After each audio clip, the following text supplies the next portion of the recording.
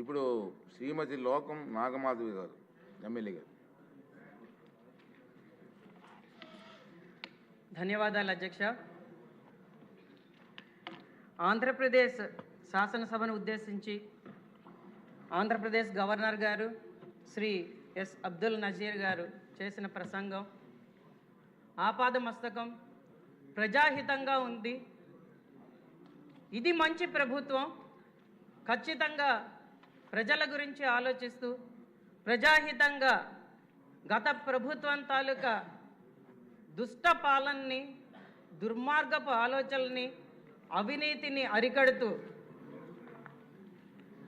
నిత్యం పేదరికం నిర్మూలన కోసం, స్వర్ణాంధ్ర నిర్మాణం కోసం పయనించే దిశగా మన ముఖ్యమంత్రి వర్యులు నారా చంద్రబాబు నాయుడు గారు మరియు ఉప ముఖ్యమంత్రి వర్యులు పవన్ కళ్యాణ్ గారి పగ్గాలు చేపట్టి ఆంధ్రప్రదేశ్ని ఖచ్చితంగా మా కోసం అందంగా తీర్చిదిద్దుతారన్న దిశగా ఈ పరిపాలన సాగుతుందని ప్రజలు నమ్మే దిశగా ఈ ప్రసంగం అంతా కూడా సాగింది అధ్యక్ష.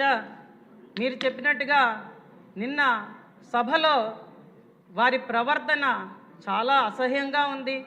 ప్రజలందరూ కూడా దాని గురించే మాట్లాడుతూ ఆయనకి ప్రతిపక్ష హోదా ఎలా వస్తుంది, గత అసెంబ్లీ సెషన్స్కి రాలేదు, ప్రజల గురించి పట్టించుకోలేదు, ఈ 9 నెలల్లో ఏ రోజు ప్రజల గురించి ఆలోచించలేదు, మళ్ళీ రాష్ట్ర గవర్నర్ గారు చేస్తున్న ప్రసంగాన్ని అడ్డుపడుతూ ఖచ్చితంగా మళ్ళీ ఇంకొకసారి ఒక జోకర్గా ఆయన మిగిలాడని ప్రజలు ఈరోజు చెప్తున్నారు అధ్యక్ష.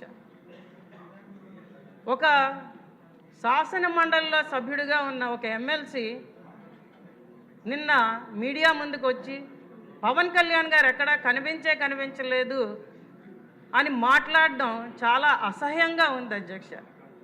ఇవన్నీ కూడా ప్రజలు ఖచ్చితంగా గమనిస్తున్నారు. ప్రజలైతే దాని గురించి